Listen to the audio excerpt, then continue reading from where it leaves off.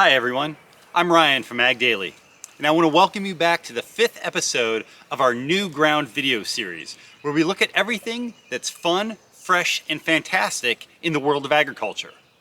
I'm sorry I missed last week because I was away on vacation, but I want to wish a belated Happy Father's Day to all of the farm dads out there.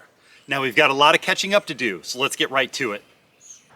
In what was undoubtedly the most talked about news of the week, Colorado's Initiative 16, an anti-animal agricultural proposal, better known as the PAWS Act, was unanimously blocked by the state's high court.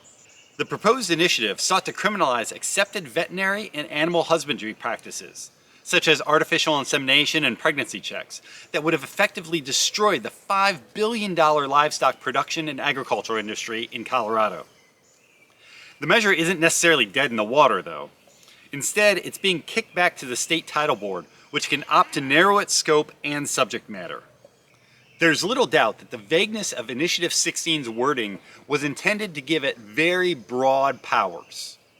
So, it being blocked by the High Court is a very big win for agriculture right now.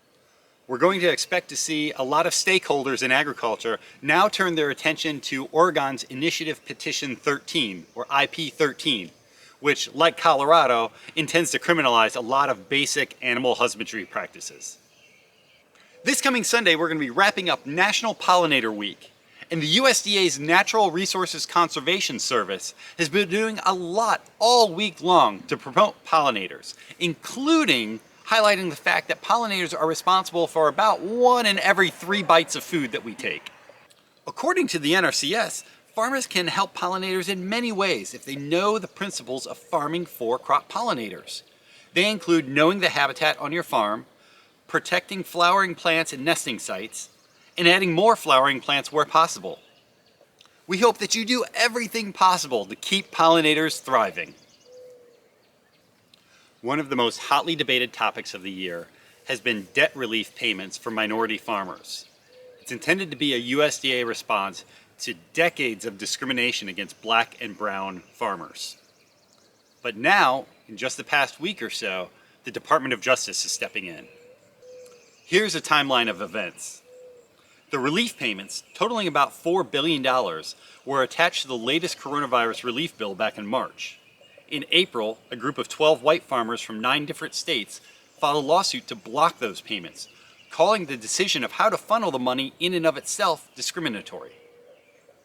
A federal judge in Wisconsin has since issued a temporary restraining order that halts the debt relief payments. The Department of Justice recently filed court documents in response to that lawsuit, backing the USDA's efforts. News reports have noted that the judge in the case has until July 23rd to make a decision on what to do about the preliminary injunction. We'll have to keep an eye on it and see where it goes. We're going to close out this episode of New Ground with a little bit of news of the weird. Folks in Los Angeles County, California were taken aback this week when 40 head of cattle escaped from a slaughterhouse and started roaming their neighborhood. All of this happened in the town of Pico Rivera.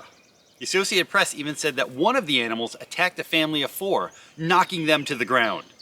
That animal ended up, unfortunately, having to be shot by a deputy. As of now, 38 of the animals have been found and recovered.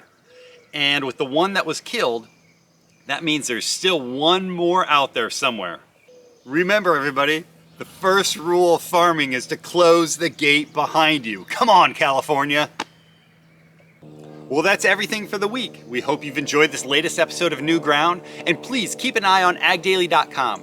We've got new content every day, almost all day long. And please check out our social channels too. Leave comments, we love to hear from you. Take care.